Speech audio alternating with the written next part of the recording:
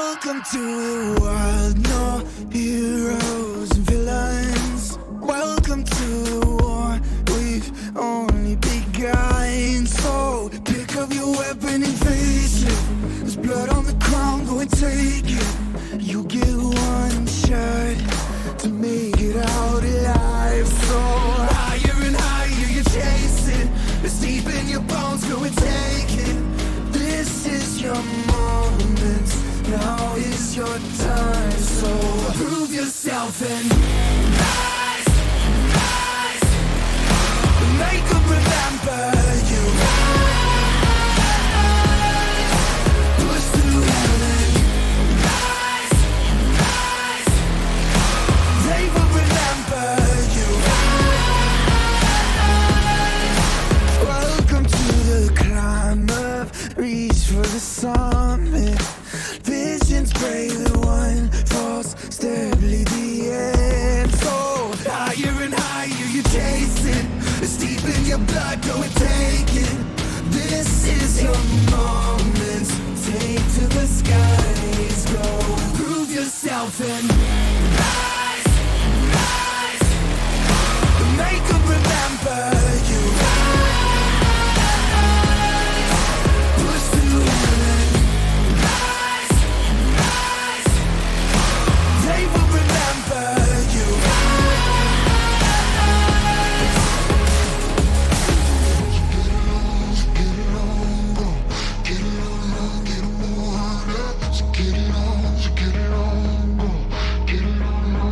It is you fight among the dead, beneath the dirt. Or do you know yet? Or do you want it? And when the giants call to ask you what you're worth, or do you know yet? We don't die. Prove yourself and rise, rise. Make them remember you. Push through heaven. Rise, rise. They will remember you. Prove yourself and rise, rise. Pick up your weapon and face it. Rise. Deep in your blood, go and take it. You can chase it.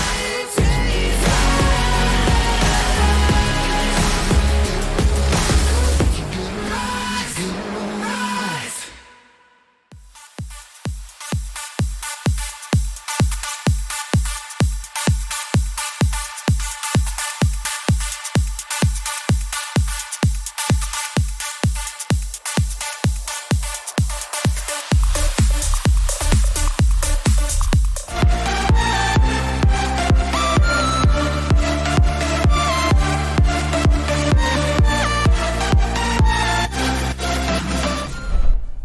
Welcome back, everybody, for another night of VCS action here on VCS English, where we bring you all the hottest action from League's hottest minor region.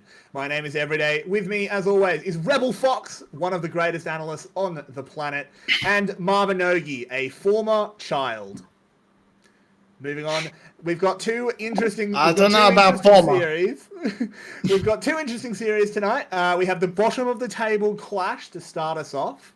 GLX and Flash taking to the Rift, and then later on tonight it is a potentially split-defining matchup of SBTC taking on Team Secret.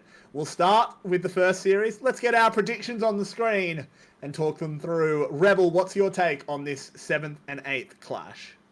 All right, I have dubbed this matchup the Battle of Wi-Fi because these two teams are lagging behind.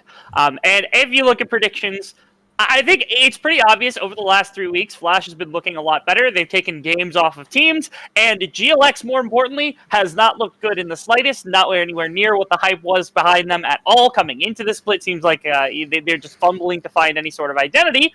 And here we are having Flash win their second series of the split. Who would have guessed?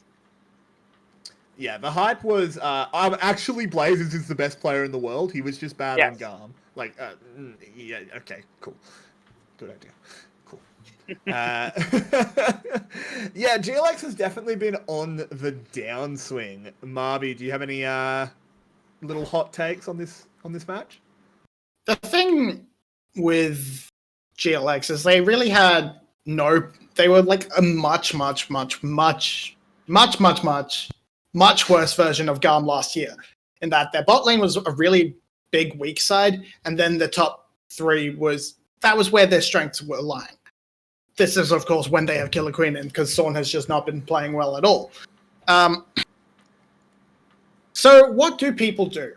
How do you deal with a team that has no bot lane pressure and only has a top lane and a mid lane really working for them?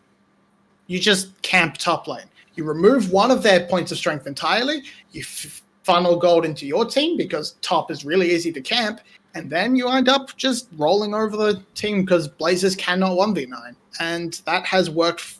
And that has been the key to beating GLX pretty much since week 4? Week 3? Yeah. Yeah. And every time they sneak a game, it's because people are like, maybe we don't need to camp top. Oh, okay, maybe we should go back to camping top. And then they camp top, and then they win. Yeah, I mean, yeah, Kemken, he needs to be helped. Like, he's got, like, I don't know his stats off the top of my head, but he must have one of the worst KDAs in the world. Because that man just gets direst every game. Like, he must be miserable. It's not really his fault. Like, he hasn't been playing amazing, but he hasn't been playing terribly either. He just gets camped. But we all three of us agreed Flash will win the series, but GLX will take a game.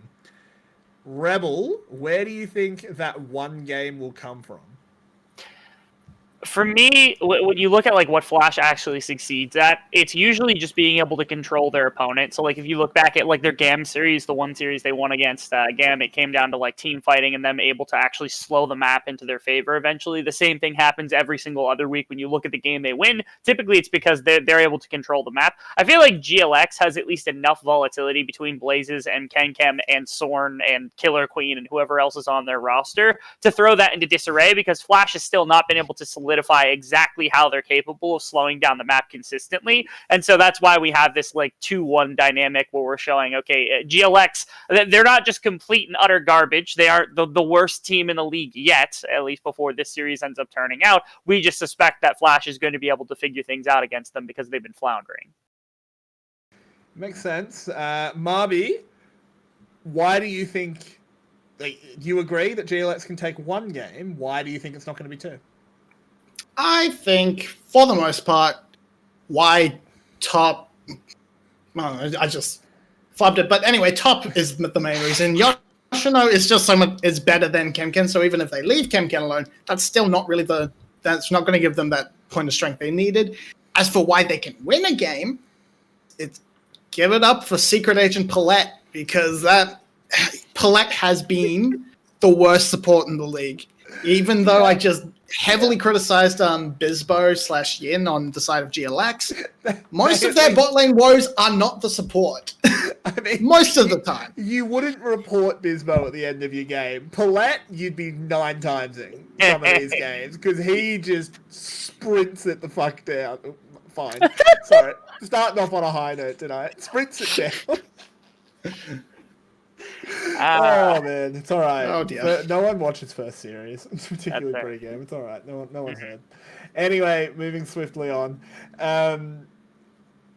Look, in the end, like, I'm pretty confident in the Flash prediction, but who knows? Honestly, yeah, these teams are so inconsistent. Well, actually, I think GLX is pretty consistent. Consistently bad. Yeah. Flash at least shows on a weekly basis that they're capable of winning against other teams. Like I said, they even took a series off or a game off of GAM, which was a little bit shocking to see from like the bottom of the table team. And maybe that consistency is why we're biased. It's still possible GLX maybe get their stuff together and try to make some sort of run. I think both of them are knocked out of playoffs mathematically, correct? Neither one of them can actually make it back to the end of the split, or it would require like a miracle. There's probably some 1% scenario, but mathematically, Flash needs to lose one more series to be knocked out. I think it's 2 more for GLX. Like, realistically, you're not making playoffs. Pain. Yeah.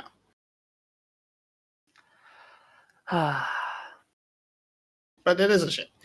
But so there's not going to be a miracle run from either of these teams, most likely. All our hopes are on BTS for the late game resurgence. But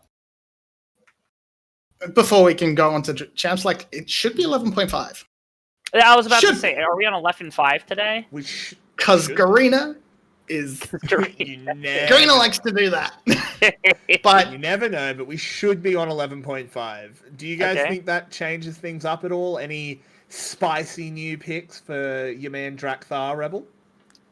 Okay, so I am waiting specifically for 11.6, because when 11.6 rolls around, that's when Drakthar unleashes the hidden tech that I posted about on my Twitter, at rebelfox.twitter.com, whatever it might be, of Moonstaff Jin Zhao, which is going to be the new hype beast of everything else. And Drakthar is going to be the one running it, because he's the one I've been theory crafting with. Don't take my word on it. Don't ask him anything, because he won't tell you. But that is 100% going to happen. I'm excited for 11.6. This patch, I think 11.5 wasn't quite as daunting in terms of some of the things that were done. I know Kiana got some good changes. Rel got some nerfs finally.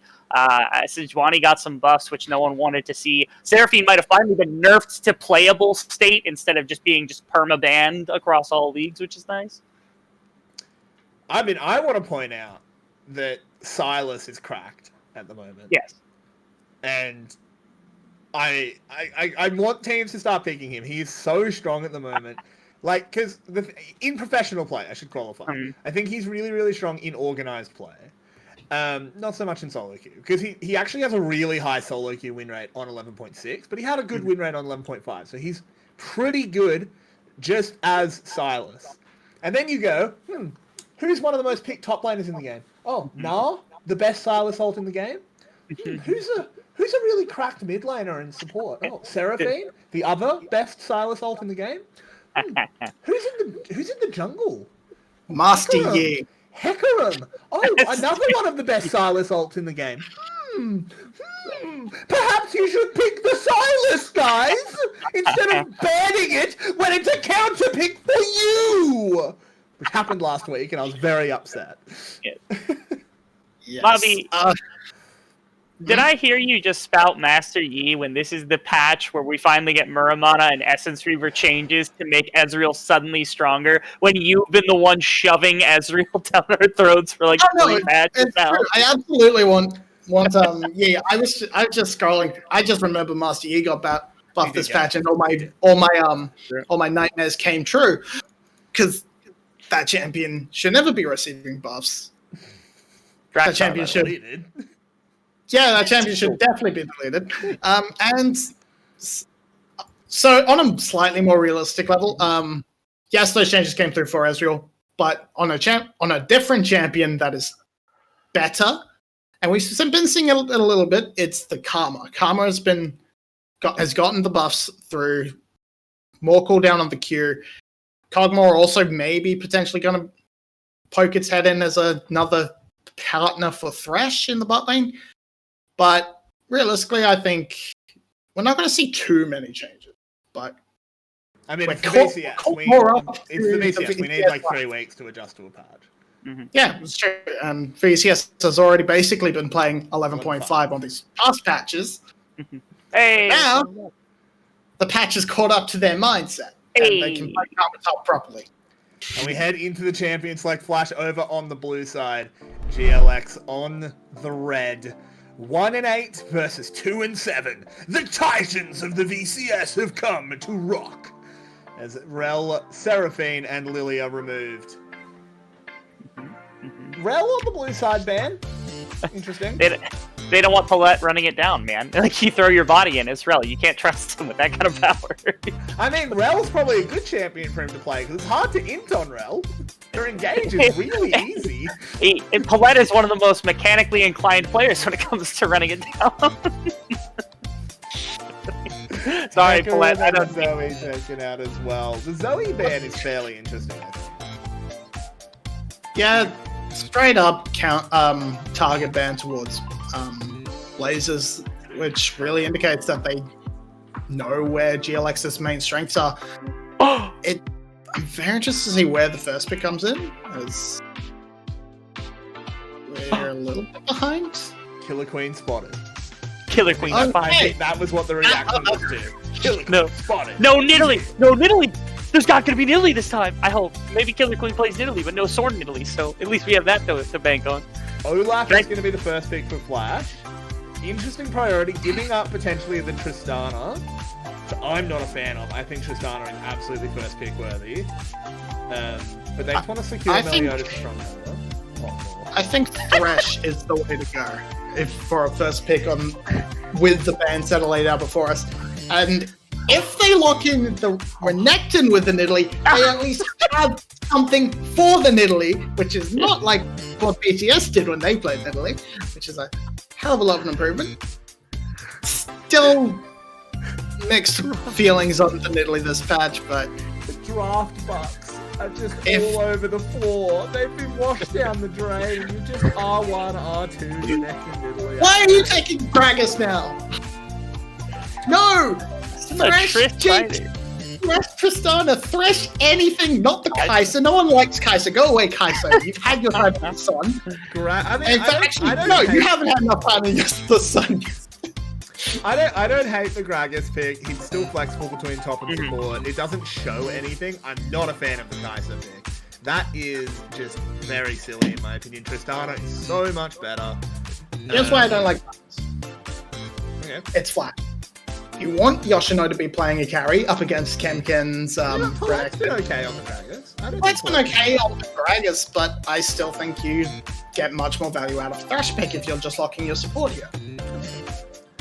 And that is going to be Illusion locked in as well. That will almost 100% be for Blazers. He's had some very good performances on this Lucian. Not too surprised to see that being picked up. And I hear bad noises from my washing machine, and if you follow my Twitter feed, you know that haunts my nightmares, so I'll be back. You still have a washing machine? Interesting. I haven't thrown it out yet, and because I need to pack, I really needed to do washing. Fair. So, realistically, we're just going to see a few bands prop towards the bot lane on the side of Flash and mid lane on GLX's side. I want to see Thresh Tristana banned. Yeah, it'd be nice. That's the Thresh, so that's a good start. It is a good start. I just to pontificate on this Lucian a little bit. I'm a little angry that it's not possible to flex in the top lane with Renekton unless they're really going for some funky like Renekton mid lane stuff, which does happen from time to time. But like Black Cleaver buffs, especially when you combine it with like Kraken Slayer, actually reminds me of like old like Blade of the Ruined King like Black Cleaver Lucian that actually did dominate top lane, and especially with like Gnar up there, I think it would be a really cool like potential flex pick. I don't know if Kim plays it at all, but I like we said, Blazes is probably just gonna snag that one. Yeah, that seems to be the case, but the Gnar ban does indicate that they want to send the Renekton top lane. Yeah. Because that would be the obvious bait and switch, you would imagine. You know, like Volibear is something that Yoshino used to play, right? I love you. Hey, look at that, dude. You're on it right now. And Flash has come back with a strategy, so let's go. How about that? I'm back. Thank you, sir. You learned how to ban. Is that locked? Oh, no. Senna, Yue, getting one of his champions. He's going to get it regardless. He has been very upset about the power of Sivir, but it's going to be the Senna. Who are they What do you mean upset? He's loving it. Well, true. I am concerned because we've seen farming centers, and farming centers make me sad. As Azir is the pick for Parquet, it makes sense. One of the few champions he's actually been performing pretty well on. Out here, I think you just lock a Camille. It's a okay matchup into the Renekton. It's Yoshino playing it. Urgot's really strong. If you're asking me, you pick a Ornn. Yeah. It's 100% Ornn. Ornn's good into Renekton. Back before, for some reason, Ornn just completely fell out. Like, Ornn was actually a really good pick blind into Renekton. So if you just blind pick Renekton, your response was Ornn, and now all of a sudden Renekton doesn't have a laning phase. So Monkey Hub could be very interesting. Tom Kench is a lot more standard, but does still indicate that sort of Come on, Chog. fasting center. Give us that Chog. It's going to be the Kent. That's Choggers very would be standard. interesting, but Choggers is much more a tank counter in the top lane. No, I meant In what I've I meant the, seen it as. Instead of the Kent. You play. Yeah, I mean, that works play too, center but- Cho. It's really strong. I mean, the Tahm Kench is kind of boring. It's the standard center pairing. We sort of know what it does. It just keeps us safe. That's pretty valuable against this team. There is a lot of things that are going to be bearing down on the center. But of course, if Senna does die, Lucian immediately levels up and becomes a 4-2 quick a creature with double strike, which is actually really strong. Bit of Legends of Runeterra, everyone. Haha. Riot makes other games. Haha. Funny. There we go. They don't make other games. Riot game. Riot game. Riot game. Riot game. It was Riot game for like 8 years. It's Riot game. Riot game. Anyway, let's get back on track, even I say as I'm the one that derailed us. Rebel, what's your take on these drafts? Who do you think's come out on top? GLX's composition's actually, it's like interesting to look at, but I feel like there's no sustenance behind it just because it's like, okay, Lucian mid's cool and like Renekton top is like a blind that I'm like, I like that for Ken, but it feels like there's no real like good pushing kind of like presence behind this team to make them win unless they just start snowballing really, really quickly. So I have my worries. Tahm Kench is always something that I like to see when he gets to be fully tanky because it's really difficult to deal with him. But I, like with the support that he's got, feels like you're in a rough place if you don't get your ADCs ahead. Sorry, I was just taking a sip. So before we head on to the Rift fully, do you think the GLX draft, empty as it is good enough to get them the win? I'm going to believe in Blazes this time. I'm actually going to call the GLX wins this game. I don't like their composition, but I actually have faith in for some reason, I'm getting like this weird good luck vibe here for GLX. So I'm on the Blazes train for this one. Fair enough. We'll check in with you before the next game, see if you were right or wrong. It's hard to call this one. I kind of like both. I think nameplates off, GLX definitely has a much better comp. But nameplates on, I actually quite like what Flash has put together. See, I think nameplate off. I prefer flashes. Now, that's mostly because GLX has to really play towards this early game, and playing through early game isn't exactly that bad. But Flash has a lot of tools to stall it out. They have the Ornn after all. They have a Kai'Sa Gragas bottling, which can punch back very effectively in the early to mid game. And they have an Olaf, which should be able to sort of keep pace with the Nidalee and stop her from snowballing and doing the things she wants to do. So overall, I actually really like Flash's setup. And my brain is torn because Flash has got that big beefy front to back team fighting comp, and you look at GLX's comp, and your instinct tells you, how do they deal with tanks? Their best is the Lucian at short range. But no. Shine on the Senna. Senna does so much more damage now. Yeah. She actually is a tank buster. It's so weird. It's just still weird to me. And Yeah, it is strange. But I do definitely agree with you that Flash's comp is very easy. And when we're talking about the 7th versus the 8th place team, yeah, That's what pick you want. easy. Why not? Just pick something that you can't really screw up. This team comp, it's just good classic League of Legends. Front to back team fighting. Ken getting a good trade in there onto Yoshino. One downside of this Ornn pick is I do think it hampers their ability to sort of camp up towards the top side. Not that Ornn doesn't do damage. It's just that until 6 he doesn't really do a lot.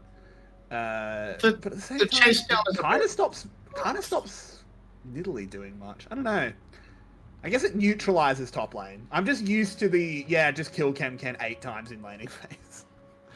Yeah, but I guess the change up to that is just try and kill Blazes 10 times in the laning phase as Paulette makes his way up as well. Yeah, they're and now he's bearing gonna be down. Axel's coming in. He's just absolutely dead. Meliodas will pick up this axe, whip it. Oh, and there it is, finally. And oh no, Killer Queen tried to come to the rescue, and it's a double for the Olaf. Disaster strikes, Marby.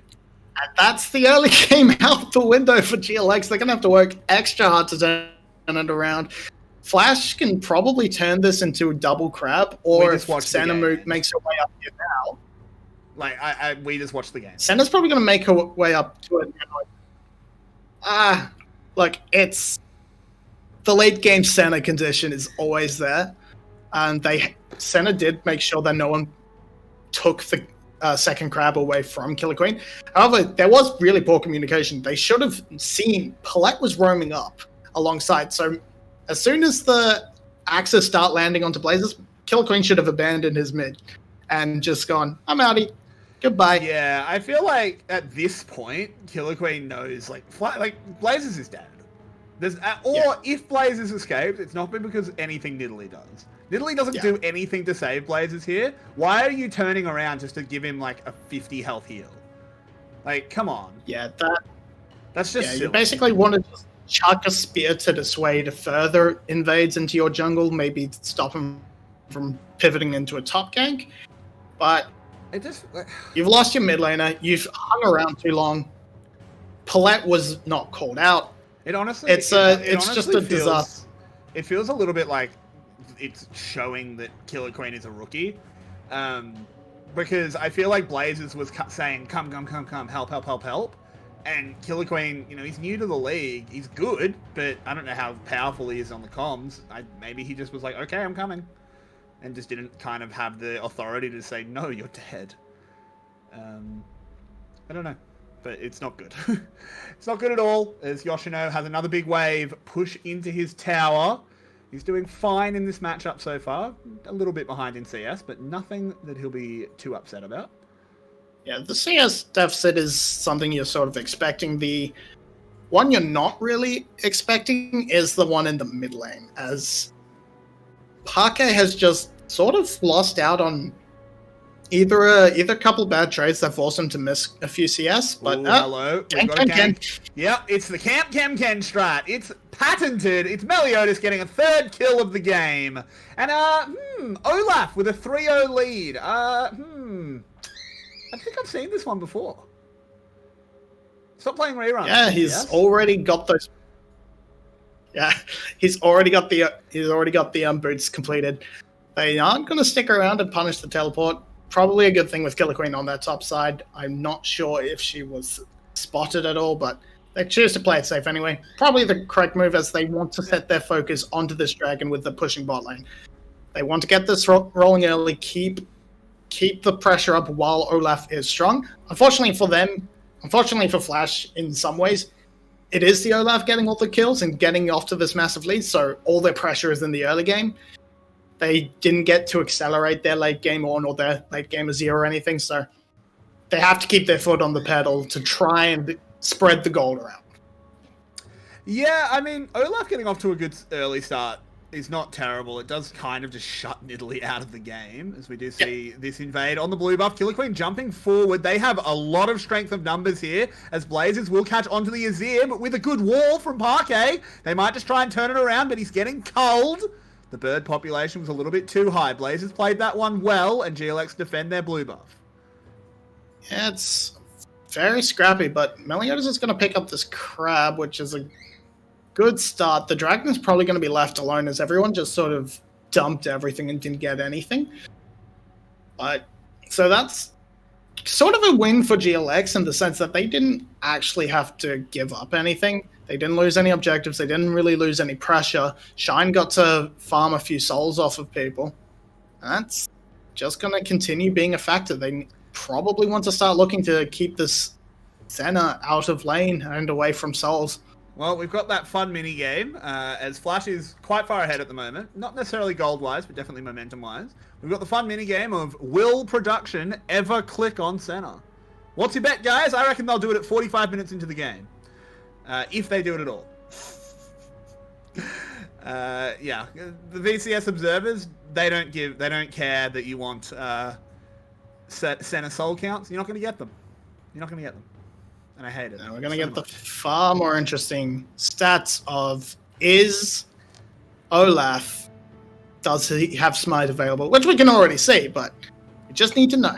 We just need to know. We just need to know what level Olaf is, how Olaf has skilled his abilities.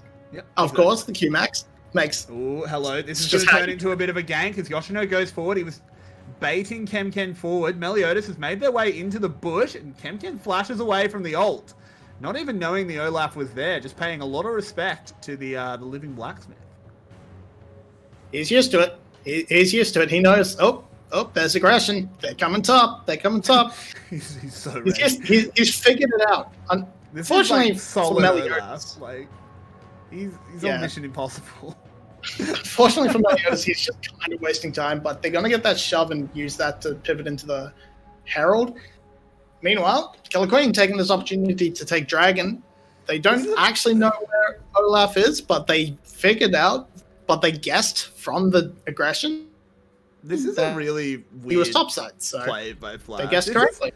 Man, Flash cannot get Herald plays right. They just wasted so much time. They didn't need to lose Dragon there. This Parquet takes a lot of damage. They didn't even get the Herald. What did Flash just do? Killer Queen walks into the jungle, has friends. This Flash, work on your Herald plays every damn week. Come on. Yeah, and it's actually really bad because in the end, all that happened is Meliodas ended up leeching experience off of Yoshino, and he's the one you need to be getting as much experience on as possible. They've managed to fight them off the Herald, and they've done a really good job on the retake. Yeah, I mean, so they're going to get the objective. I don't think GLX minds giving this up. They bought some momentum. Like, that's fine. You're behind as GLX. You're only 600 gold down now. Considering there's a 3-0 Olaf, you're in a pretty good position. I think GLX are super happy there. Like, they lose the Herald, but they get the Dragon that they really had no rights to get. And DivKid's playing extremely, extremely careful around this Tom Kench. Realistically, DivKid should be bullying onto the tower, but it's Spitzbo who's getting that, just landing these tongue lashes. Tom Kench is terrifying early game. He will kill you, particularly when he's got a Balmy Cinder. I don't think Tom Kench is the ideal center partner, but there is a reason he's the classic one. Killer Queen might be getting a little bit too big for his boots. Oh, if he lands the spear and hits the smite, yeah, he does want it, but Paulette coming over the wall, there's a center ultimate. It does not buy enough time, as Meliodas will get his 4th kill, and now they're bearing down on the catfish. Can they chop off his whiskers? Or will he get back to feed on the bottom once more? I'm looking like a little bit of a trip to the barbers here, but Meliodas needs to play it careful. He gets gobbled up. He survives on a slither and crawls away. It's 4 kills for Olaf, it's 1 for Parquet, and Flash are looking good. Triumph doing a lot of work there, getting Meliodas out on barely anything. But with the roam from Parquet, it does give up the equivalent of a kill in the mid lane. So in the end, it's about a kill. It's a kill for 2. But Parquet's going to try and get that back. The culling is ripped out, but Yoshino and Paulette are here. Knocked up, taken down, and Parquet will claim him. Flash get another. Yep, so now they've completely undone the work that Blazers did in that mid lane. Really, really strong rotations from Flash. They're getting Paulette out of the lane as quickly as possible. So we move into the replay. Killer Queen just gets a little too big for his boots. Yeah. And Paulette, he's more than willing to sacrifice a couple CS to pick up this kill and makes the good roam. Meliodas just keeps landing axes, and that's all you need to run down the catfish. Yeah, they nearly trade it back here. This would have been a pretty big shutdown, but very close. Very, very close for Meliodas, but he lives. He's now got that Gore Drinker compared to just the components from Killer Queen. Not surprising, 4 kills will give you a pretty big lead, even though Killer Queen has actually done a really good job pathing, and he's 30 CS up. That is just not equalized by 4 kills, I should say. It's getting rough Meliodas for has really played very selfless in the past few minutes. He's been trying his best to get into lanes, especially as we saw in top lane, wasted a lot of time up there. Whereas Killer Queen's just been keeping to themselves, trying to get as much of an advantage back as possible. Now Flash may have overstepped, pushing in without try vision. And take the fight on alt use. They turn it around onto Kemken. They chain the CC well. There's an Azir wall, kind of helping him get away for a moment there, but a good flash out by Meliodas. They're bearing down on Blazes. Killer Queen, last man standing. I think the cat will get away. As Yoshino's not going to go under the tower. Ooh, never mind. They actually might be doing something on top side, but we're looking down on the bottom as Bizbo has been found, has been claimed.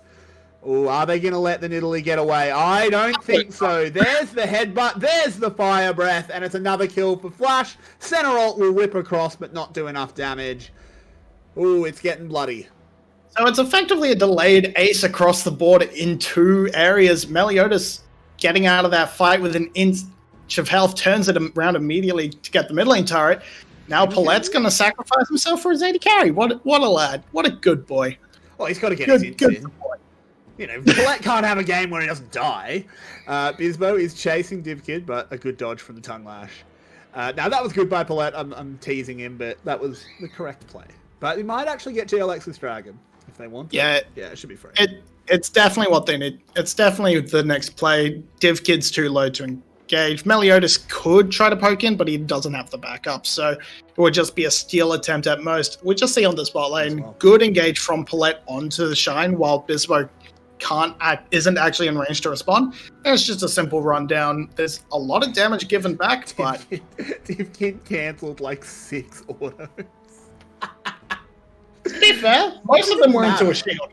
It didn't matter, but it was just funny. As Yoshino will clean out the wave. As Shine takes a lot of damage. Has to be careful with Palette waiting in the wings. He's not going to enter quite yet. Call of the Forge God about to come up. They want to make a play here. Palette knows he's not spotted. Oh, now he is.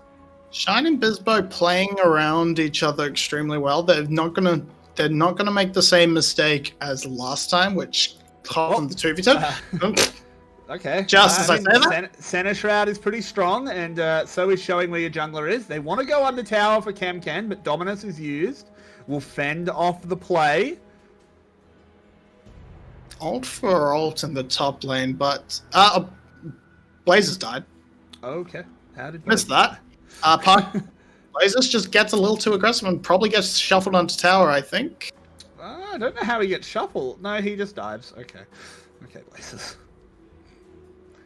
Well, he got shuffled onto tower, sort of. He just got shuffled away from the kill, and yeah. Blazes really living up to the 8th place mid lane of the VCS, picking that Lucian and then going hyper aggressive in your dives, living that PHT lifestyle. Hopefully he's not doing it on purpose this time. Smooth. Let's not insinuate anything we don't want to insinuate. Yeah, not a good game from Blazes. Is 0-4. He's very, very coin flippy on this Lucian. Has been in the past, and very clearly he's come up the wrong side today. As they are sort of getting smashed, but only in terms of kills. It's an 11 kill lead for Flash, and it's 3k gold. If this is a GARM scoreboard, they're 10k gold ahead right now. Yeah, it's because of the use, the good pressure that's been coming out of these lanes. Kemken, Blazes, and even Shine, they managed to pick up a lot of tower plates. You see the mid lane's about 2 tower plates down. The entire bot lane tower went down. Oh, that was a bit of barrel. DivKid has been caught out. It's Kemken charging forward along with Killer Queen. The Ragnarok is used, and that's going to be another kill back on the board. 2 kills for GLX.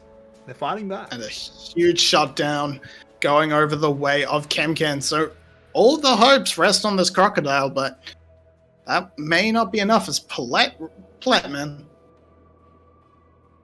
Why are you doing this? Why you do this to me? Why are you like this? Blazers teleporting down to the bot side as there is a bit of a scrap between the two tanks, Yoshino and Bizbo. Funnily enough, I think if this 1v1 plays out, Bizbo's got a fair chance. But it's not going to be a 1v1 as Lucian has arrived. We'll be taking them down. Yeah, okay, Blazers, you're going to flash emotes when you're 1 and 4. Cool, dude. Yeah, they're really just Flash as a whole giving up a lot of pressure, not respecting vision. They have very little vision. If you actually looking at the map, that's why Blazers is able to make this teleport play. And this is where Flash is losing control of the game. This is why they're only within just over 1,000 gold lead. They are struggling to keep the pressure on this. They're not buying their wards. Blazers, Parquet, DivKid. I don't know why I said Blazers, but Parquet, DivKid. Buy your wards. I'm going to assume Palette's already used his. Presumably. There is a Drake coming up in 54 seconds. Flash really needs to fight for this one. They've let 2 Drakes go for absolutely nothing. And Ocean Soul could potentially change the game. Love to know what the center soul count is, but it's VCS. They're never going to click on her. Palette has just watched the posse roll into town. We're about 20 minutes in the game. There's been a lot of fighting, so I don't imagine it's too high. Bizbo taking a fair bit of damage. Did bail Blazers out. Parquet's here. There's the call of the Forge God. Gets 2 knockups, but Kemken was lurking in the bush. Palette will get speared, and it's happening, Marby. They're throwing the game. 10 seconds on drag, and they don't have their support. And not paying attention to the map. They've just forgot what Tahm Kench does. They engaged so hard onto Blazers with Bizbo standing next to him, and then Bizbo's just extremely tanky because he gets all the farm, he gets all the gold, he's allowed to just build his tank items. They're giving up the dragon. This is Soul Point at 20 minutes. Yeah, this is such a disaster. Now they're stuck on that 5-minute timer. If GLX gets the Ocean Soul, it's not unwinnable, but they need to start speccing a bit heavier into the it's an aggressive it is an aggressive amount of healing with Ocean Soul with Senna as well. It is. It's not unwinnable, but it's very, very difficult. They're gonna at that point they need to stall for 6 items, get their own items. Speaking of Ornn, Yoshino still only level 12, just hits his 13. So we're getting there. He's getting there. He's getting there. That's not too bad for this point in the game. He is equal with Kemken. Has had to be called away for a few fights. It's not like he has been able to slink away and just chill in the side lane. But he does upgrade his mythic. That Frostfire Crest is completed. Every mythic has been completed. Every player getting those big items. Kraken Slayers for both ADCs. Any tanky boys will be getting cut through as there is a Baron party. This is bold from Flash, but it's melting really, really fast. They've got this. Yeah, Killer Queen. Oh, no. Thank God. As there's no steal, Killer Queen will go down with the attempt. Oh, I thought it was going to happen. But Flash do secure the Baron. Yeah, they actually took it fair. They took it reasonably fast, but because DivKid's still only on the 1 item, they don't have that damage to really burst it down as fast as they wanted, so it got a little dicey. DivKid just got his upgrade from Yoshino, so he's pumping out a little bit extra damage with that upgrade, with that Wormfall and Sacrifice. Yeah, good boy. I know that. Well done. Good job, Marby. Proud of you. Former child. Knows their items. Now he has his collector. Now he gets to be an assassin. Now he can jump onto the backline and try and blow up Shine before they can do any real damage, and then let Parquet carry the rest of the fight. And that's going to have to be the majority of their playstyle, I think, because otherwise... That's hard, though, with the Tahm Kench. Yeah, Kai'Sa jumps in, you just eat. Just have a munch. Luckily, they only have 1 Tahm Kench, and there are 3 very squishy targets that Kai'Sa can try and blow up. It's true. Of course, you are hoping to get that center because cutting out that healing is so vital. But removing the Lucian as well is also a good chunk of damage gone. Removing the Nidalee, I guess you're removing a bit of extra heal. But it's just so difficult to see Flash playing out these team fights with the amount of healing that's going to be coming through. But with the Baron, they're going to be able to get some gold back, get some pressure down. Unfortunately for them, the Baron times out before the Dragon, so they can't buy themselves another 5 minutes with it. Yeah, that is unfortunate. It will have to be a fight for the Ocean Drake. Both teams pretty desperate to win that one. But, with a barrel going in, but it's only Bisbo that's separated, so they don't commit. But they do get this turret. They continue to build a gold lead. They're now about 5k ahead. Have ballooned the gold lead. It's pretty good Baron power play, if only we tracked it. Still no idea how many Soul Center's on. Who knows? I'm going to say she's on 300. That's my guess. They are still sieging in. Only one non-base structure still standing up in that top lane. Culling used to clear the wave.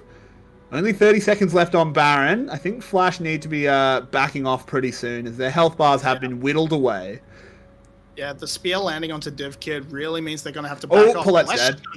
Yeah, this is that. Oh no, this is going to get particularly disastrous here as Div Kid is allowed to move unmolested, cleaning up the damage. Him and Parquet combining to absolutely rip GLX apart. Palette was merely a bait, and it's only Shine left standing. They go down, and it's going to be the turret. It's going to be the inhib, and I think they're going to try and end this game. They have a lot of damage. They have both their damage dealers up. Meliodas also on very low health, so his attack speed is there. Yoshino can tank and keep the minion buff up. He's going to have to be a little careful. Ooh, I think their health bar. Yeah, their health bars are just a little bit too low. Ooh, looks like the call. Go for it. Ooh, okay, split calls there. Split calls, but they do end up backing off. Good call. Killer Queen can one-shot 3 of you, and Blazers is just going to go for it anyway. Oh, it's Bisbo actually, but Blazers is up now, so this could be a lost fight. Yeah, this is a little bit disastrous. Now Flash needs to run away because this is going to give up the soul. It's a 1-for-1, but Flash haven't reset. Palette's the only one that's actually managed to go back to base. There's an Abyssal Voyage. Meliodas gets a slow. He's going to desperately pick up some honey fruit, pop a Ragnarok. But this is a really bad situation for Flash. Thankfully, the Olaf is absolutely massive, whipping in so much damage. But now he's caught by Senna. He's dead. Oh no. Palette's left alone. Palette really wanted to help out Melly. No. And they knock them over the wall. This is Soul. This is still a game. This is a lot back for GLX.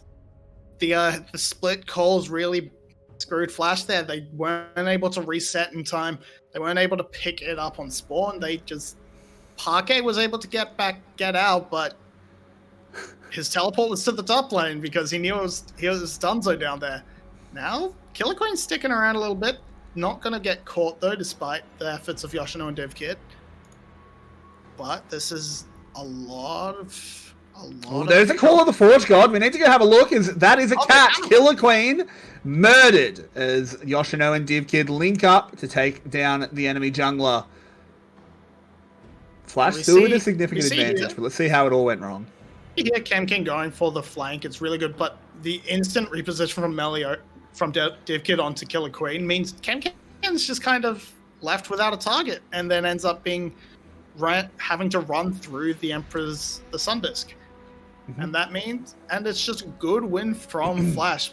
They do take too much damage though on the dive, and then they think they can go for the win here, but they don't actually have enough damage. Yoshino just not tanky enough to eat the turret shots, and that means they have to give it up. But they do not respect the teleports. They didn't keep track of them, and then they're able to be run down and cornered off. Ooh, barrel being used onto Bisbo, but there's another teleport. Palette has to go gold, but he is in the middle of nowhere. Just dead. The railgun fire dealing a lot of damage. Everyone on GLX is on full health. They've got Senna. They've got Ocean Soul. Flash on the run. Oh my word. If they manage to turn this game around, it might be one of the biggest throws of all time as Yoshino gets gobbled up, thrown back into the enemy team. There's a lot of damage coming out. It's a kill onto the big tank. Kemken not found by DivKid. Killer Queen gets into the center shroud as well, not able to be targeted. Gobbled up by Tom Kent, gets on out. Baron is on the map, and DivKid's flying forward. He manages to pick up that first kill, now rooted. There's the Shrema Shuffle. Well done, feeding DivKid a second. 2 members of GLX have been removed. Everyone else very low. Meliodas now, they're going to try and turn it around onto him. They're going to do it successfully, taking him down. But look at DivKid lurking around. Hits the W. The minions are there. They're just trying to stop Bax. The Nexus is now exposed. But Kemken respawns. Kemken gets back, but Killer Queen is dead, so that may be a call to go for the Baron while GLX has to defend their Nexus. That's what it's going to be. They have a lot of damage on the Kaiser and the Azir, so this is just gone. This Baron evaporates. I mean, get back into it. I have no idea who's winning. You never know. Thing, right? Flash is winning, but GLX is still finding their way into fights. Here's the thing. Open Nexus. 2 teleports. Yeah. If they can just sneaky a ward in there. Can't be hitting Bizbo in. Palette, come on. The worst possible target. Bizbo is never gonna die when you barrel him like that.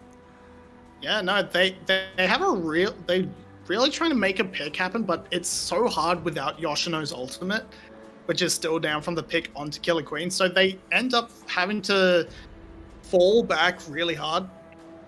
I'm actually amazed DivKid goes for this. He still has the plasma onto Killer Queen, I believe. No, it's onto Bizbo, but he rides the Tahm Kench in as a means of trying to get the damage down. It works out way better than it has any right to. Yeah. There's just enough healing on DivKid to keep him alive. Parquet able to pick up lasers on the shuffle. And it's just a little bit of a kerfuffle as they're just trying to stop the backs. We didn't see it before, but that's why Meliodas went so deep. But now Flash has Baron. They're able to siege up onto these 2 open inhibitors. And that, if they break it, that should be an easy win for Flash. They just need to keep DivKid and Parquet long enough to auto the Nexus. Yeah, I mean, this is looking surely unthrowable for Flash. They have Baron buff. They're sieging up. I might have just cursed it. As Palette moves on over, just whipping out the little barrel. Still everything locked and loaded for Flash. Do they want to actually push it here? I think they need to be a little bit more but DivKid finds a kill onto Shine. That should just be the game. Kemken has to run away, has a lot of shields, but Killer Queen in the middle of the team goes gold. Blazers is dead. Peak Lucian gameplay. He's just trying to level up his center. And that is going to be the Nexus going down. Flash claim game 1. It was not clean. One of the ugliest games I have ever had the displeasure of watching. But in the end, Flash do take the win. Yeah, it was a really, really strong start it was a really good showing out of both junglers. Actually, Killer Queen flubbed a little bit in the early game, which gave Meliodas a huge lead. But his control over the Dragons was what was able to keep GLX in it, and they fought pretty well for being down as much as they were in the first 5 minutes of the game. Absolutely. We will be back in about 10 minutes to bring you game 2. I hope coaches are holding belts and we get a bit of a better game continuing on. Or hey, maybe the Fiesta continues. Who knows? You'll find out here on VCS English. Belts to their coaches for those drafts. Maybe, but we'll be back soon.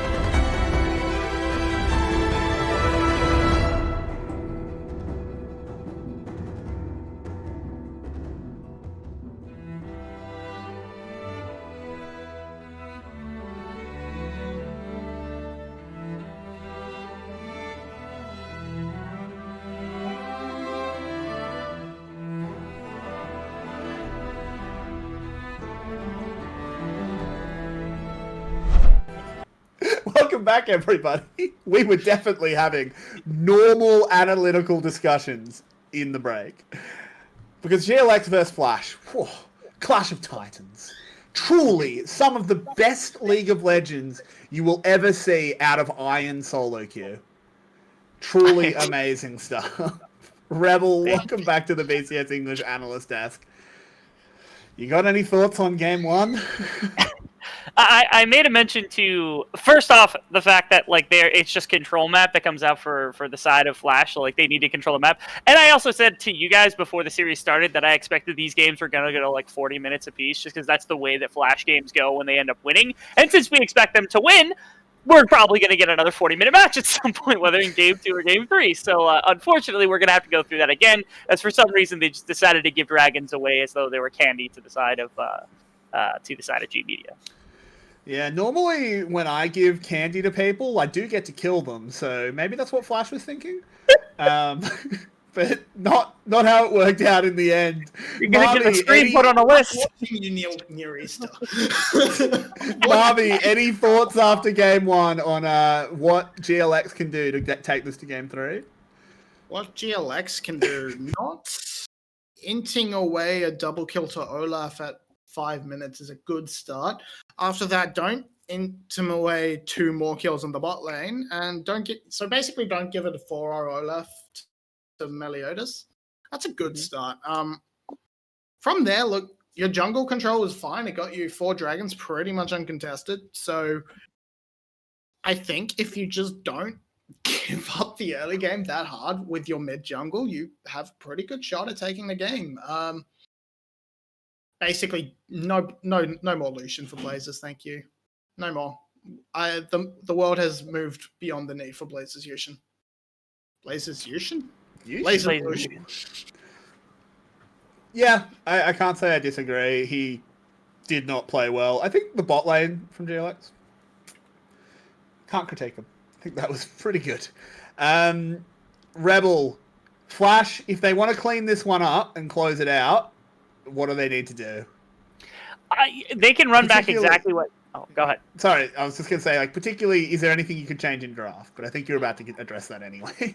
Oh, change in draft. I think specifically, if they want to attack top lane, I think that's pretty good. Allowing Kemken to kind of just like waltz into that game was at least a little bit of a problem in mid game, which is what was giving Dragon control to some extent, just because there was no, split push pressure or pressure on the opposite side of the map.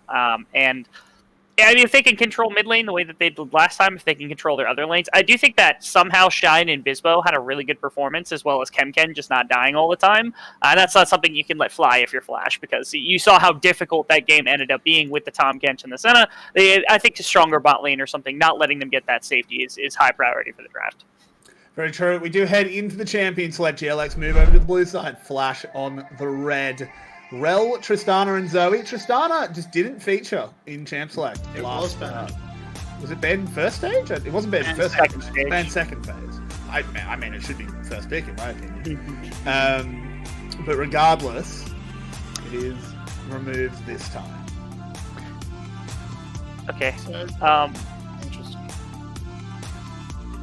We're getting like Rel blue side bans, and I suppose that's because I guess maybe these teams don't want to blind Rel, even though she's powerful enough to be blinded. I don't get that.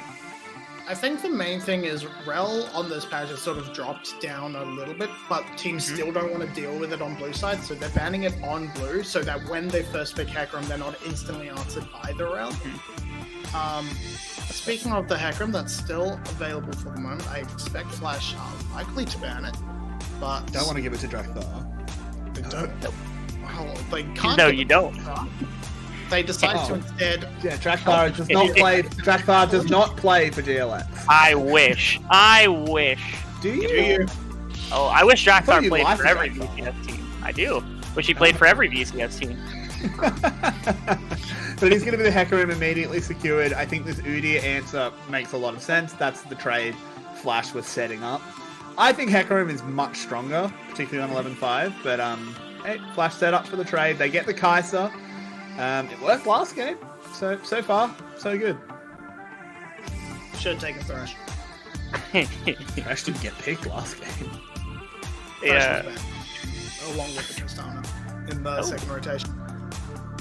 GLX just going to go for a very strong top side. They're looking to sort of run it back with a few changes, a bit of a better jungler, and well, they can't go with the same mid laners, so they are saved from themselves by Flash.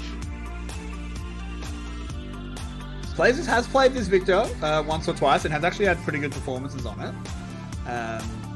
So I wouldn't hate to see this locked in. There it is.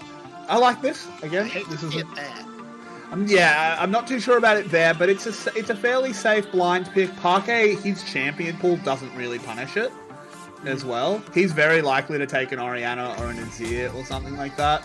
Victor doesn't care. Ornn again secured for Yoshino. This is now 2 big tanks on the top side. They might run into a little bit of... What the hell? Ornn is now playing. Okay, Ornn has picked Yoshino. Yeah. Okay, so like you were saying, I don't know that the Victor works particularly right there. I think the idea here for GLX and Tier is just that like they're waiting to try to see what the support champion is to get a better idea of what Flash is going for here, and then they can wait for P4, P5 for it. But the mistake there is just that there's no guarantee that they have to actually pick this. They could just counter pick mid lane. And GLX is banning supports out. So they really are just like pinching that pool off as much as they can. But again, you're still going to have to blind your support role pretty much no matter what here, because there's no way that Flash doesn't just pick mid lane counter into the likes of Victor, and you're doing nothing to pinch off that pool. You could easily just go into like Azir or any other champion in the world. I know Ahri is something popular that's been popping up quite a bit, but I don't know if it works particularly in Victor. I'm not very well versed in that matchup.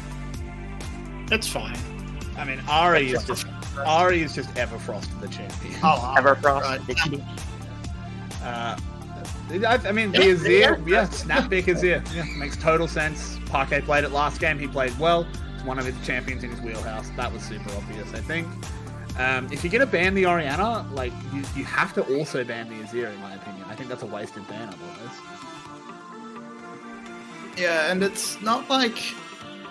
And I think Bizbo's almost sort of gonna have to pick like the set as a takeaway from Palette, because that just seems like the obvious pick here.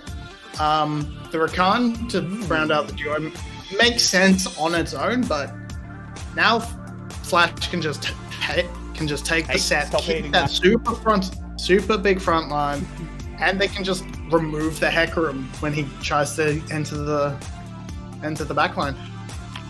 Ooh. Or we could get Palette on an Enchanter, which is always a catch-22. There we go. Lulu locked in. I'm keen for that. That's a cool pick. If only Your Way was here. He's a big Lulu one trick. Or, aficionado, maybe a better term. So unfortunate. But here we go. Palette on Enchanters. He loves them. But they don't love him. Yeah, this is interesting. I like the idea of the laning phase that Lulu's got into the likes of Rakan. Although I'm a massive Rakan fan, I played it for the first time just yesterday, and I felt how strong the champion was, especially when you compare it with Xayah, but more importantly, when you've got like Ornn and you've got like Udyr and even Kai'Sa who wants to jump into backline. It's a really good response when you press your ultimate and then press W into that person, whoever it is that's coming in, to just give yourself a little bit more time with Xayah or with Victor to react to what's happening. So Palette's laning phase hopefully will be really good, because otherwise I think Bizbo is going to have a pretty good time. Yeah, we'll have to see how he goes. Let's assess some drafts though. If we turn the nameplates off, Marby, where are you leaning? I think overall GLX has a much more standard composition that I would say 9 times out of 10 is the better one. Players all removed. Lulu is an interesting pickup, but I don't think it does so well into all the engage that GLX has on offer. Plus the targets you have to sort of grow, to use your ult on to get those knockups aren't very good at getting into the backline by themselves. You can keep them out. So I don't love the Lulu pick in this composition particularly. Sorry, I was just dealing with my own Rakan. This is, we'll have to get, Rebel, your last thoughts and a prediction. Are we going to game 3? Yeah, go to game 3. Fair enough. Well, we'll have to find out. We'll either talk to you after this game or before the next. As everyone posts up, no level 1 shenanigans, 5-point defense from both sides. Do we spot anything interesting in the runes? Not really. It's looking pretty standard. Guardian for the Lulu. That makes sense. Yeah, you want to give yourself a little bit extra health against the all-in from the Rakan. But realistically, that if Palette plays it properly, shouldn't have to worry about that too much until the level 6 comes in. But we have to see where things go. I think it's going to be very interesting to see the rush to level 2 out of this bot lane, because if GLX wins, they can all in onto this Lulu and completely blow her up. She is very squishy, and we have to see what she takes level 1. Most likely going to be the E, just in case, a little bit extra poke.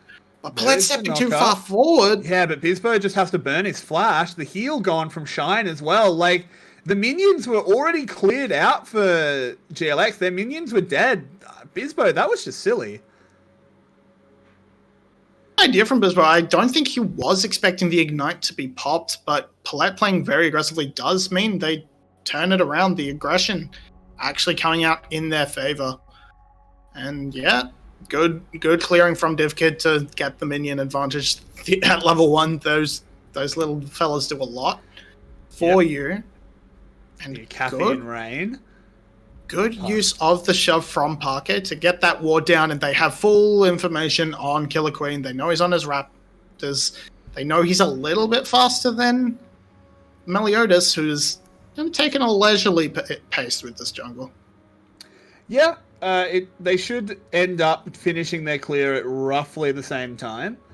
Hecarim is a very fast boy, while Udyr has been toned down a little bit.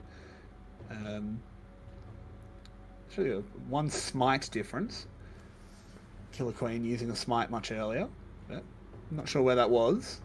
Yoshino gets a nice little trade onto Kemken, procs that grasp. This is just a rerun of the last matchup. Yoshino, he'll be fine. We know he's a good enough Ornn player that he's not too worried about getting killed by a Renekton.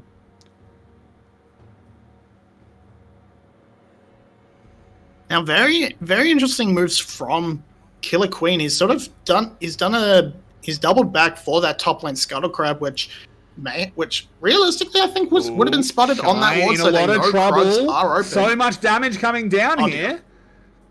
Manages to get away. The Guardian propping from Rakan. DivKid flashing forward. Doesn't land the W though. Meliodas is here. Melly's nearby. Bizbo has to go under the tower. I don't know about this one. He goes for the flash bear slap. They do a lot of damage, but Palette can't curve the glitter lance. Melly moves over, presses in. There's a teleport as well. At least one dies here. No, Bizbo manages to get away. The couple's abilities are too strong, and the GLX bot lane escape. They commit so much. As soon as those flashes are blown, you really should just be calling that off. You made your effort, but the teleport is not useful at all, and that's going to give Blazers a lot of wiggle room to work with. They are going to get a plate out of it, most likely. Marvin, I'm going to be sick. This is disgusting. It was.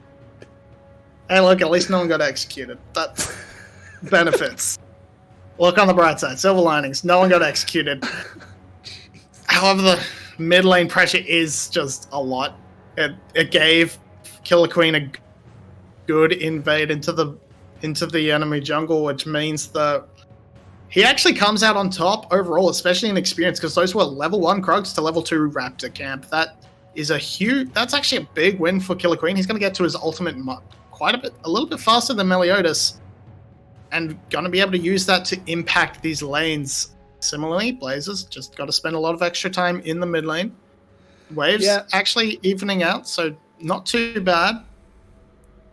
Yeah, I mean, that teleport not it's going to be a dragon. That teleport not ending up costing... No, it's not going to be a dragon. Parquet too badly. Yeah, Dragon just woken up for a little bit, but there was a ward. Paulette has to be careful. Very long range engage from Bisbo, considering he has the easy bailout of the couple's E. But nothing happens. They're just going back to farming. There's a big old CS gap growing in this bot lane. It was an ugly play, and they didn't get the kills that they wanted, but they have got a big lead in the bot side regardless. Yeah, DevKid was able to actually keep the wave held under his... Oh, Yoshino trying to outplay, and he's doing really well. He gets a double knockup, and he's picked up first blood. Killer Queen chunked to nothing, and Yoshino is so good on this Ornn. As we say, you just camp for Kimken, and... That's not how this goes, okay. Camping for Kimken turns out to have the exact same. Oh, we've got another dive though. It's round 2 in the bot lane. They really want to clip these birds' wings. And Bisbo going low. He burns down to Paulette's ignite. Shine will continue to shine on though. Just the one. So second time is the charm. They are able to pick up a kill. They don't quite finish off that turret play. I don't even know if it popped. I feel like someone would have been in range for it, but I'm not 100% sure either. Don't know. It did pop, yeah. Oh no, it popped. It's a 4 on the map. So they lost a turret plate, but they got a kill, so which is worth 2 turret plates. So yeah, really, with that. Parquet has to be careful. He's very low. They don't actually know where the jungler is. Killer Queen did just recall, but Flash doesn't 100% know that happened. So Flash is just going to catch this wave. Flash does seem to have been privy to the fact that he was in the topside jungle looking at Yoshino's roam down just to check, make sure Parquet is safe. Parquet has no mana. Yeah, so Palette's going to come up, help shove the wave a little bit, try and get Parquet the ability to reset a little bit easier. He has no flash though, so he has to be extremely careful as Killer Queen's making their way up.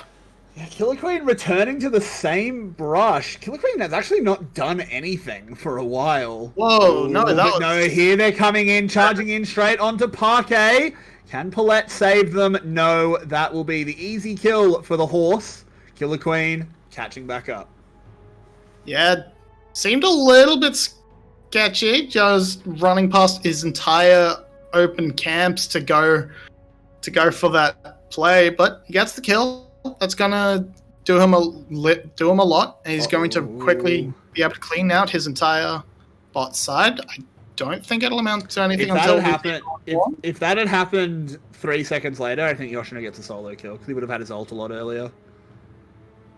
Yeah, didn't quite have it up, and he's not even going to be able to get this bot side clear as Meliodas invades with his bot lane. That's gonna get him. Hello. Paulette is not level 6. There is no hugify, but I think that might be a dead Xayah. Yeah, somehow I think that Xayah's dead. Turns out you can't use your ultimate if you're a squirrel. Yeah. So there's the counter. You can't become untargetable when you're squirreled. So Lulu coming up big.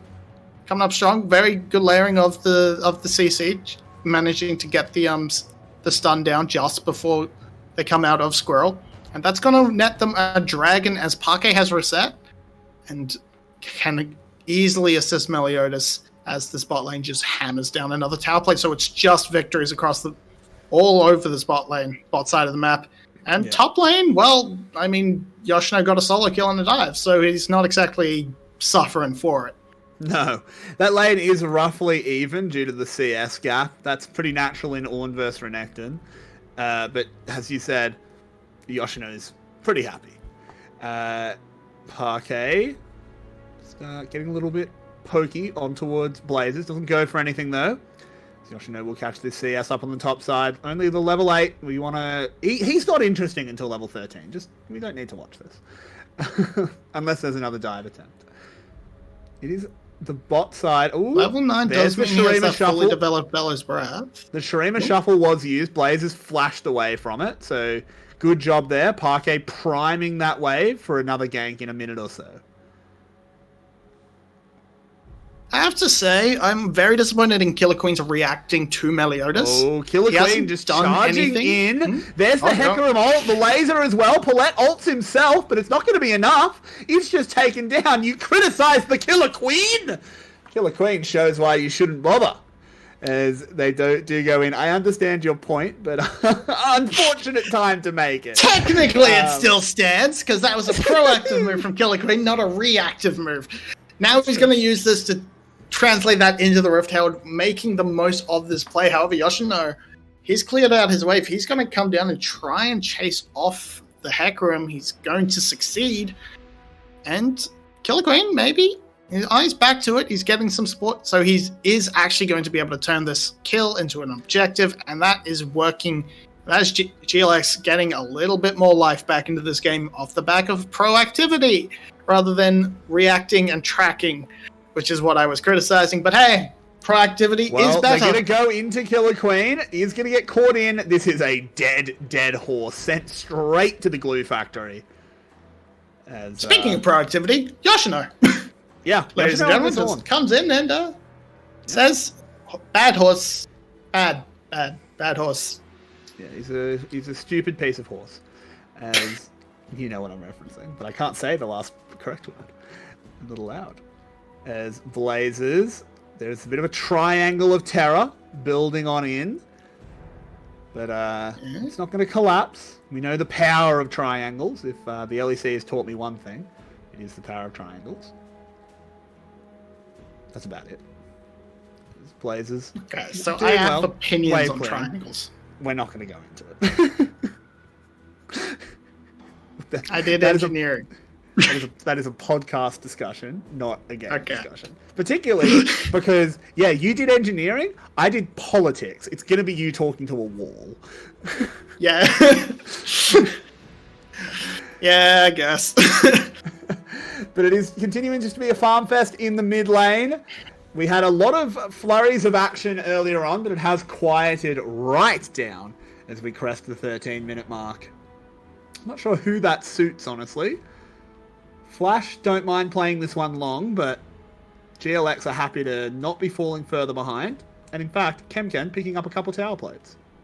Yeah, realistically, I think the slowdown suits Flash a little bit more. The enchanters always do very well into the late game, provided they don't palette it, don't run it down. But with this Rift Tower job, probably can pick up the tower. Oh, there's a kill. This is the kill. I said that the first shuffle was a good job setting up a kill for later. That's the kill for later. He can't do anything. He didn't have flash. You just shuffle him. You run the Udyr in. He's 100% dead. There's nothing that Blazers can do there. Yeah, very very good setup. Keeping track of that flash timer, and now Flash just trying to aggress a little bit further into it. I was going to say it doesn't matter now because the vision has been shifted and moved around, but they set up the vision in that mid lane extremely well as well. Ooh, that's a big engage. Oh my god, where did he go? Paulette just gets absolutely rocked and rolled. And now Kemken going in onto DivKid, culls the meek. And down he goes. Now there's an Ornn who is kind of on the wrong side of the track. Shine didn't play it carefully enough. Gets Bellows Breath for no reason. And Yoshino's pretty tanky for this stage of the game. Trying to get onto Bizbo. Can't quite. Yes, he can. He burns both of them. Oh my god. Young couple lost in Housefire. Yoshino comes down to save that. Just comes down to save the entire play. It was so good out of Bizbo picking off the extremely squishy Lulu, and from there, Shine gets to basically free roam, but it doesn't stop. Yep, Killer Queen now caught out. They don't have a huge amount of damage to take him down. He should be able to ult away. Ooh, not the ult you want though, Killer Queen. Come on, son. We hype you up. Don't do that to us. Just go over the wall. Lulu can speed up the man. He runs fast by himself. Imagine how fast he is when he's whimsical. Anyway, Bizbo setting up a great play, popping Paulette. It turns around the entire idea of what Flash wanted to do. Now they have to bail, but the teleport from Kemken comes in, and picture-in-picture, Paulette Lulu's dead again. Oh no, she lives. Wow, impressive But stuff. So we go back to focusing on the replay, we see Shine gets greedy. He wants to help out and take down this big tank. Second That's picture in picture. Here we go. my We're God. back to live. You're not allowed to talk about replays, Marty. Shut up. It says 2 kills and 3 kills all across the map. Flash are flashing to life. Flash has come into it. They were mad about Bizbo trying to win the game. How dare he? This is Flash's time to shine. Almost ironically at that point, but they come up, they pick up a good few kills. That's 3,000 gold in the lead. They're gonna pick up this bot lane turret as well. It is very low and just waiting for DivKid to knock it over. There we go.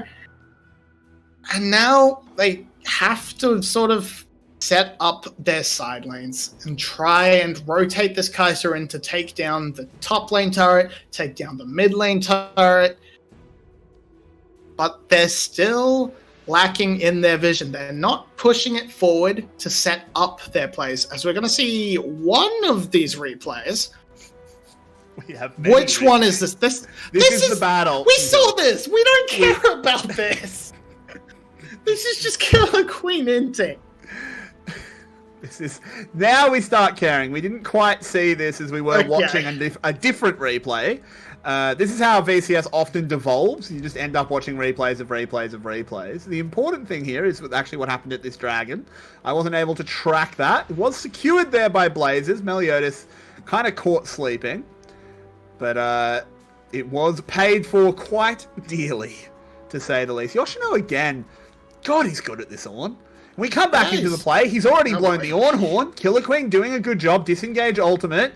But DivKid dives forward, trying to get the last little bits of damage. Gets the Lulu ult does Meliodas into the backside. This is a lot of damage coming out. It's 1 for 1, but Blazers goes down. Kemken, he's got a lot of soft targets to work with. As Parquet's in a lot of trouble, he can't get over the wall. Killer Queen takes him down. But Yoshino is a big beefy lad. But he's just going to back off. Meliodas is his only support. Isn't quite good enough. It's 2 for 2 overall in the 4v5. Shine joining in very late, but Shine needs to be now careful. has to be very careful. This goat, Yoshino's running this goat forward. is Like, not. Yoshino is going to run forward and just slap your booty. As Killer This Queen goat is not enters the fight sacrifice. unstoppable. Oh, he might have gone a little bit too far. He's not that tanky, and the final blade caller brings him down. It turns out he was the sacrifice. It took a while. It did. took a That was very long little while, bit, but that he was was a little bit over aggressive from Yoshino. Yeah. But, oh well. yeah, that he's just not tanky enough. He's still sub level 13. If he was level 13, probably picks up another kill. But with all that said, Blazers in position to take down another tower, and that is bringing GLX very close to. Ooh, Oh no! there's a shuffle. Blazers is under tower. He's in a lot of trouble, but the Chaos Storm Blazers. does a lot of damage. But with Paulette arriving, there's really no risk for Parquet. Blazers has been disassembled. This has not been a good series for Blazers. It's been a really bad series. I'm not sure what Blazers was trying to do there, as we're gonna go into a replay here. Killer Queen getting a little bit dicey, but the ultimate from Yoshino doesn't really achieve anything, only knocking up the Rakan. And then once the dive comes in, they're not able to find the executes. DivKid. It looks good with the shuffle from Parquet, but again, they're not able to find the executes onto the big thing, onto the big carries. It ends up being a 2 for 2 as DivKid runs away, and we don't actually get to see the whole thing I was talking about. Oh, right, that was Blazers. Blazers deciding, I like this turret. It's a very nice building. I'm going to leave it standing. Because I'm like one hit. Just queue it. He's not a vandal. He's not a vandal. Like, He needs to be. Property Buildings must be destroyed in the Glorious Revolution. Property is literally more important than human lives. You should know this. As Killer Queen bearing down on Parquet, but he zoops around. But what about robot lives? It's Are Victor. robots human? I mean, Victor's human. He's not. Is he's he, not though? He's a cyborg. He's not a robot. He's hit his perfect evolution. Yeah, Evolved to he's not a crab. cyborg. Anyway, enough of cyborgs and wonders, and cyborgs and crabs. got territory. He's not in this game. We are going to see Meliodas another very bit of an caught out event. here, but I don't know if they want to chase in. Sorry, Marvy, you don't get to talk. You're a color card. I was just going to start. I was just going to start play by playing because that's the only way I'm going to get words in. Yeah, pretty much. You've got to fight. There is a Rift Herald prepared earlier. That is going to be good setup. Get them that mid lane control for this dragon, but they're not even going to go for the dragon because Flash tunnel vision on one thing, and that is turrets at the moment. As Yoshino's got out on the side. Yeah, I mean, is he? I don't think Kem wins that fight, as Yoshino has not lost health yet. And DivKid now diving on over the headbutt. Doesn't quite land. But yeah, no, like, Yoshino at this point is just a man mountain. An absolute beefcake. And no one can really 1v1 him. So Kem on these flanks needs to be very, very careful. Flash will finally fall back to this dragon. They pick that one up. Move up to 2 stacks. And just reset for now with their 2k gold lead. And just a quick reset. They don't have a lot to do. So, however, Flash still really looking for those breakpoints to have their big fight. They've got the collector on Kai'Sa. That lets her be that lets her do a lot in terms of assassinating with that killer instinct. But for that sort of frontline damage, they're really looking to Parquet to finish that what's it called? Nash's Tooth. That's the word. Yep. Yoshino also just sitting in the sideline picking things up. As Rakan is eating something, living with pets is just like that. But what else but we need to see vision set up around this Baron from both teams. There's a lot of vision in the mid lane for Flash. They're liking this because it lets them move in. It lets them move between top and bottom and not worry too much about getting caught. Lets DivKid get his farm, which is where all the farm is being allocated, by the way. Just giving it all to DivKid, which is I have mixed opinions on. I think that makes sense. You want DivKid to be strong, but you also want to give a lot to Yoshino just to get him his experience. Not so much his gold, but the experience. That's true. Of course, mid lane wave. No. I'd like to see Yoshino be the one. Yoshino should be the one to answer Kem down in the bot. Yeah, and he should be answering Kem. I understand trying to get him there to. They're trying to take Baron because they've started it up. They're going to try and trade an inner tower for the Baron. This Baron will melt. It's going down extremely fast. Will if Parquet decides to hit it.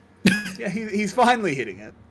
But there's Killer Queen. Now they're spotted and they have to back off. Kem has teleported. In goes the Hecarim. That's a big ultimate, followed up by the Rakan. GLX starting this one out well, but they have to be able to convert. They get one. That's on to DivKid. It's pretty big, but now it's going to turn around. Yoshino still has a quarter of his health bar. Meliodas has to flash away. They have to find Blazers. Parquet and Blazers are the big ones to watch here, but the teams are just going to disengage. So Shine flashes in very aggressively to try and pick up the kill on DivKid, but it ends up going 1-for-1. So overall, GLX come out behind. They expend their teleport and they go down 2-for-1 as Palette's able to walk away with a little bit of health. Yep. And with the teleport from Parquet, they're not even going to be able to get anything down onto this mid turret. Really good. I mean, it was a decent response. You saw what they were trying to do. Force out the teleport from Ken and collapse on him, but he's able to get over the wall easily, and then just good ultimate setups from Killer Queen does a lot. But Shine's a bit too squishy to dive in like that. He doesn't get the big shield.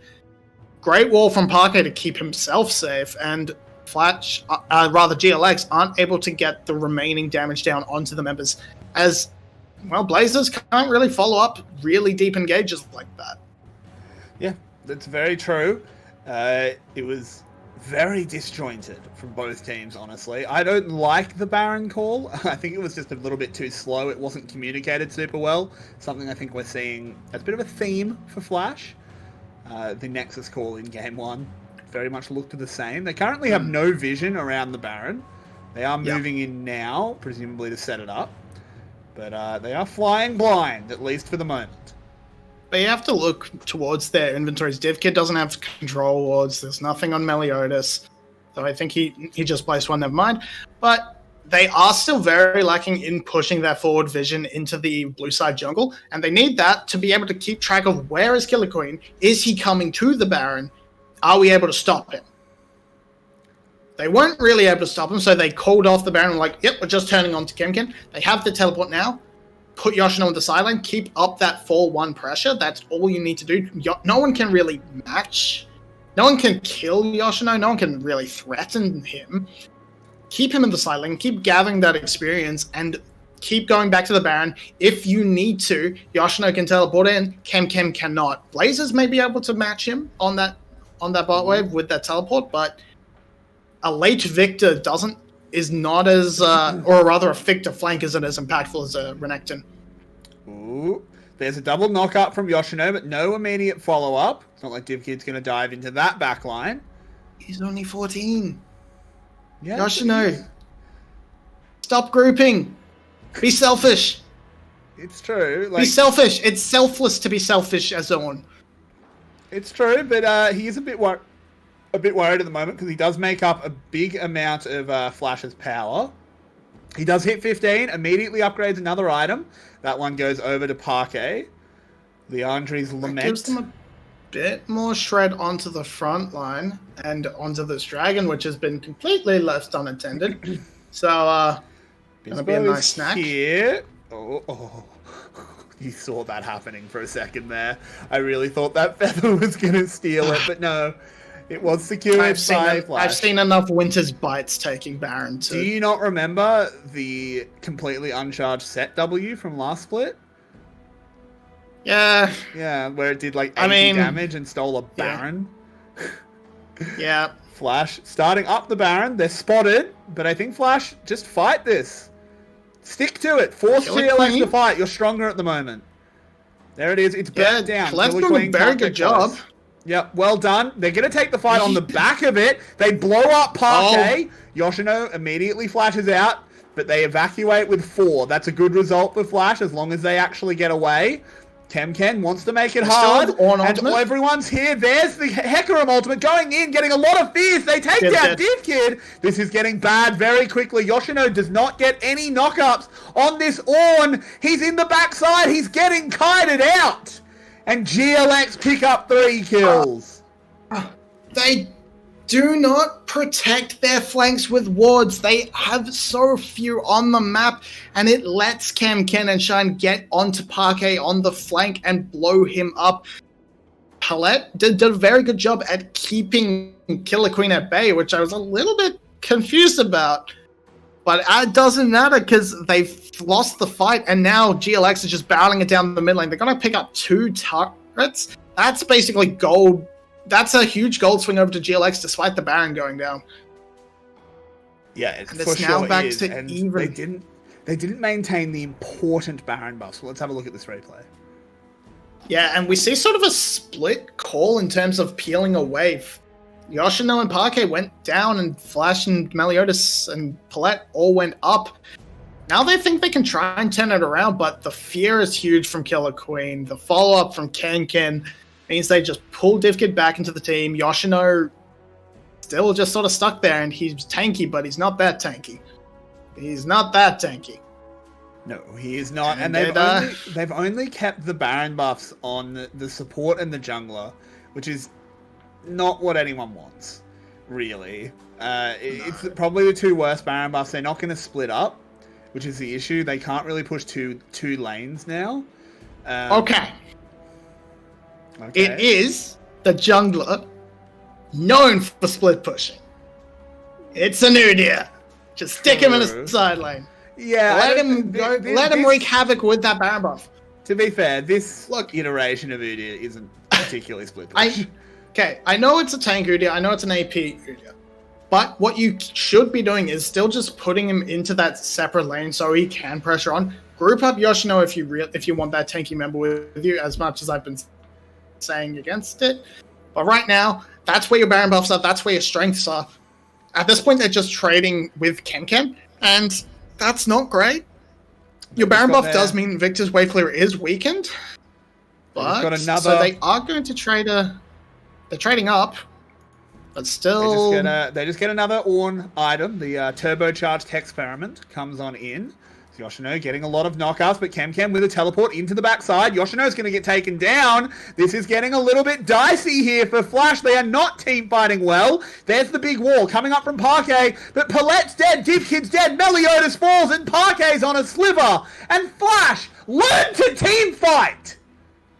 Please! Yep. They're just going in very haphazardly. They're trying to push an advantage they don't have. Yoshino is just walking up all in your face, but he's just not tanky enough. He's not as tanky as he was at the start of the game relative to the damage that GLX is putting out. And you see here, Yoshino, he's just going in all by himself.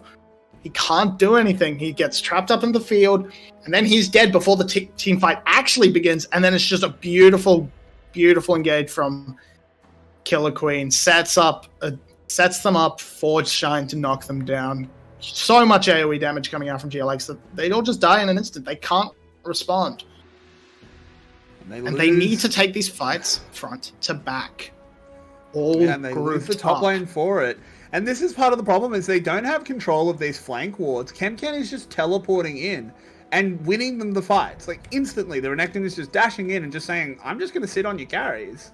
Like, okay, yeah, it's 31 minutes and it's a Renekton, but it doesn't matter. He still lands a stun. That's all he has to do. And Kem is just flying in.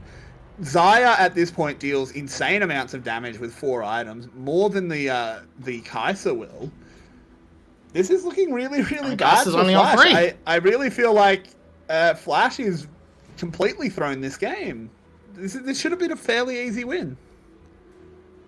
Yeah, they definitely still have the ability to win it if they can clean up their team fighting, but locking in this QSS and Mercurial Scimitar rather than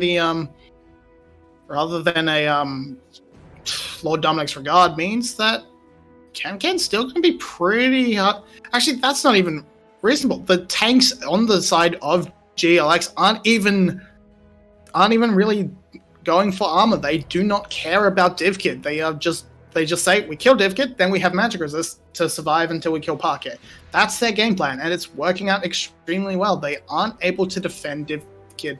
Kem just probably going to die here because he's overstayed his welcome. Yeah, he has to run a very long way, but DivKid will ult forward, manage to take him down. They actually force a lot of investment in terms of the item actives. Not that the QSS is the most insane thing, but it is a kill. It is a temporary numbers advantage, but with no objective on the map, Baron in 10 seconds. I tell a lie. This should be Flash making a play around Baron. Baron in 10 seconds, no teleport on Kem. That's definitely the play they're going to be looking to make. But again, keep saying it, they have no vision in the blue side jungle. They just put down a blue ward and that it instantly gets removed. So, GLX still just in full ability to do whatever they want. And yeah, Yoshino has been poured out. He couldn't redirect the ult, but he is very tanky. He is going to take a long time to go down. Killer Queen might have stepped a little bit too far forward, but they can't quite proc that Kai'Sa passive. So Yoshino lives and will manage to get away. Yeah, however, that stalled out the Baron play. They need to get Yoshino to teleport back in. Has it? Parker's still in the mid lane. Okay, they're just going to try and two-man it, but they are spotted.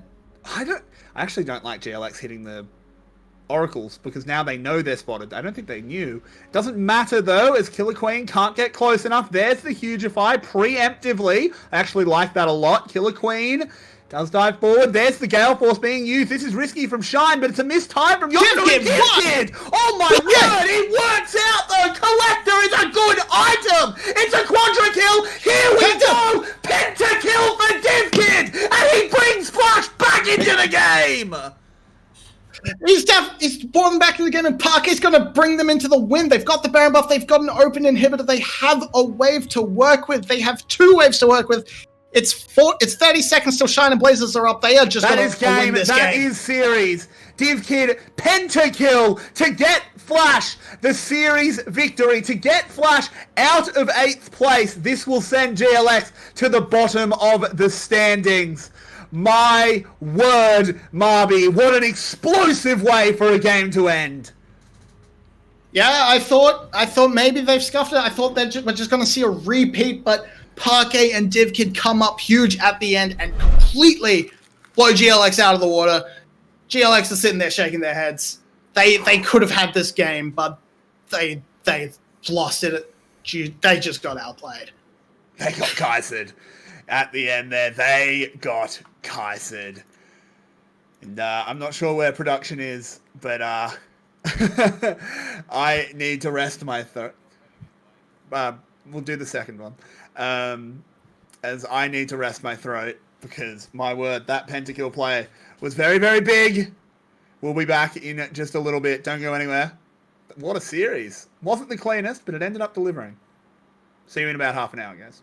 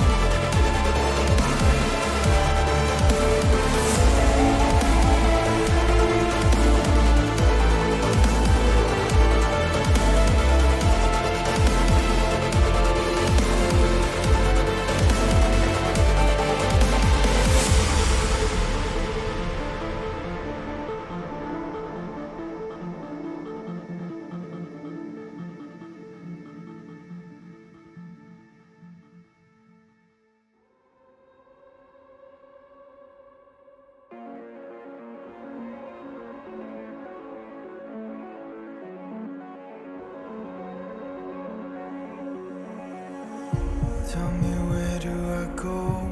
Tell me where do I take us? Your heart is starting to slow. May the water be safe. As I dive in, blood stains washing underneath the waves. I'll be reaching out to keep you safe. As we fall, I can't hold on much longer. We're drifting down to the other side. Try to pull us under. Keep holding out for the other side.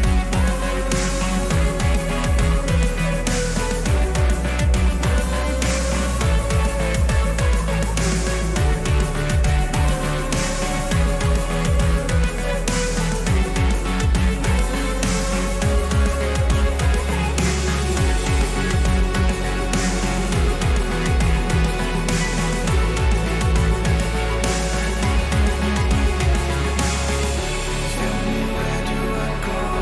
Tell me where do I take? Where do I go? Tell me where do I take? The heart stays slow. May the water be safe. Where do I go? Tell me where do I go? Where do I go? Tell me where do I take? Where do I go?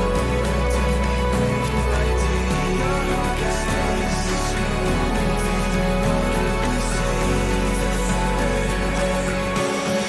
As we fall, I can't hold on much longer. We're drifting down to the other side. Try to pull us under. Keep holding out for the other side.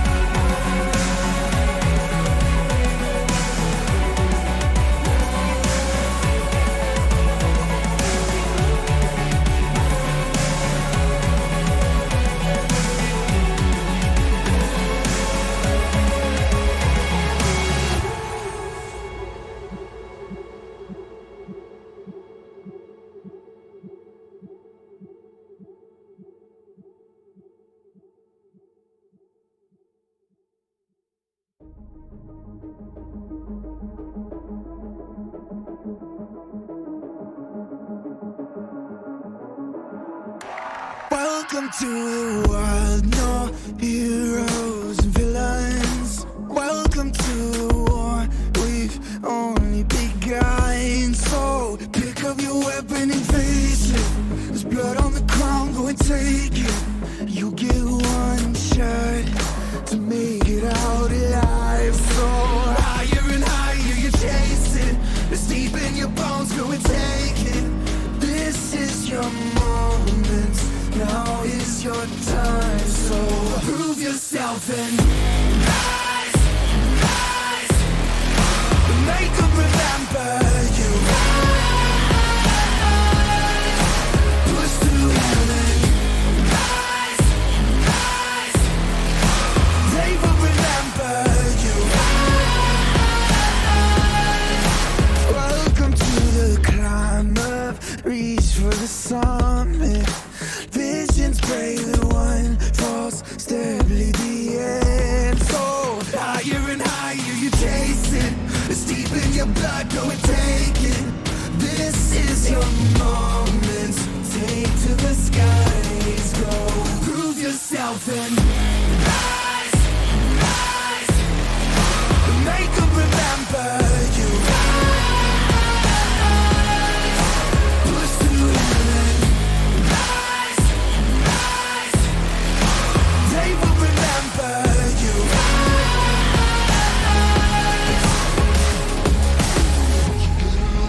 Get it on, go. Get it on, get it on, go. Get